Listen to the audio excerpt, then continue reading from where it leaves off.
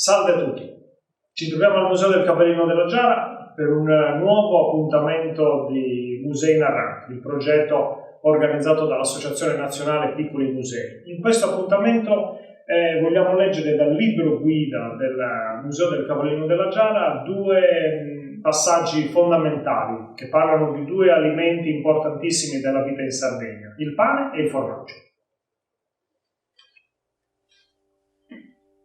Il pane. In italiano si dice pane, si dice anche companatico. In sardo si dice pane e si dice ingaungiu, che vuol dire companatico. Anche qui, dunque, c'è pane e c'è companatico.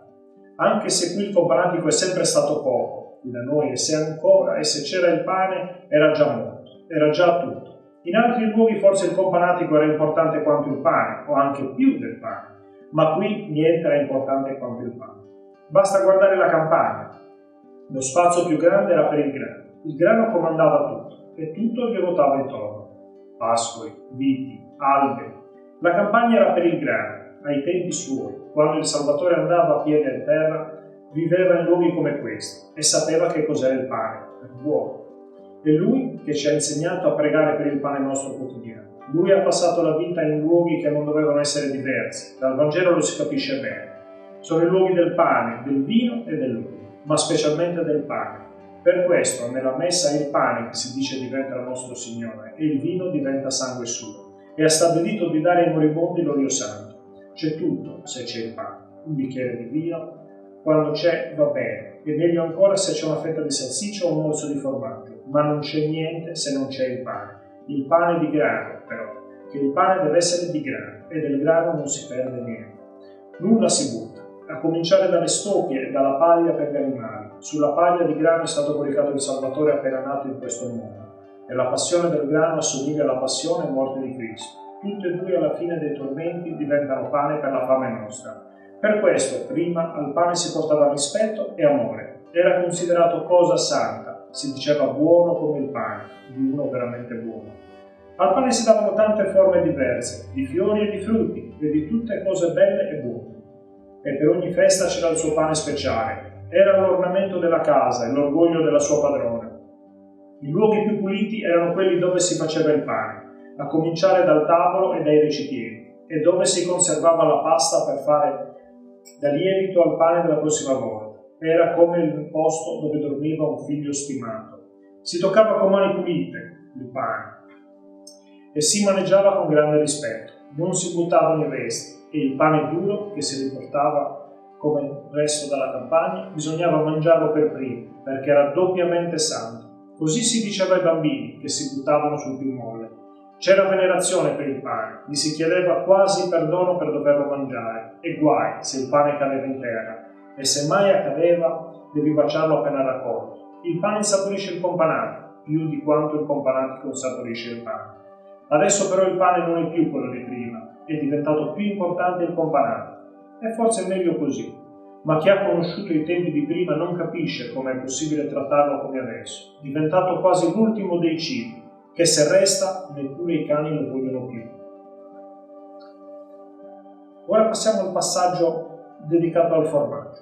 Il formaggio, per lo più secco e stagionato, è uno dei principali companatici, se non il principale, insieme con la salsiccia, col lardo e secondariamente col prosciutto del maiale allevato in casa. Se il sistema sardo di coltivazione, allevamento, alimentazione, di tipo prettamente mediterraneo, prevede il grano al centro di tutto, pone il formaggio in posizione preeminente, anche come aspirazione, non solo in tempi di penuria. Abbiamo visto che erano importanti anche le leguminose, le carni, i grassi soprattutto vegetali, come l'olio d'oliva, e pochi grassi animali, di maiale soprattutto. Bisogna insistere sulla sapienza alimentare e dietetica del contadino e del pastore mediterraneo, che in Sardegna si è specializzata in modi che presentano forme collaudate di funzionamento con margini di tolleranza. Il tutto costituiva più in generale un sistema complesso di uso sagace della scarsità, specialmente alimentare, basato anche sul riciclaggio puntiglioso dei residui di ogni tipo di uso e consumo. La funzione del formaggio si capisce solo all'interno di un sistema siffatto. Sappiamo già che nella grande varietà di tipi di pane sardo alcuni erano proprio della dieta del malato, così come tipica della dieta del malato e specialmente del convalescente e della puerpera, è il brodo e la carne di pollo, considerate rinforzanti e non eccessivamente riscaldanti, mentre non si usavano mai in questi casi i brodi e le carni di ovino o di suino, cibi rinforzanti ma particolarmente riscaldanti, come pure erano considerati riscaldanti le uova, il latte e il formaggio.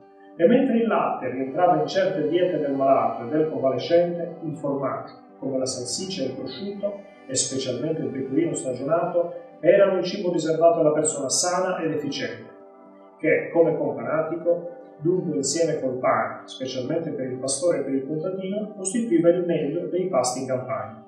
Nell'alimentazione tradizionale, il pane e il formaggio e il bicchiere di vino sono il pasto ideale campestre dei giorni di lavoro, ma non solo. Come per la salsiccia, ai bambini si insegnava a mangiare il formaggio lentamente, a piccoli pezzi di formaggio con grandi pezzi di pane, e i maschi imparavano presto la tecnica del taglio contemporaneo del pane e del formaggio, con il coltello serramato. Senza altro supporto o posata, non solo in campagna, ma anche in casa o in trattoria. Se il pane è la base, il formaggio è il companatico più usuale, anche più della salsiccia e molto più del prosciutto, mentre il lardo oggi è scaduto al nulla.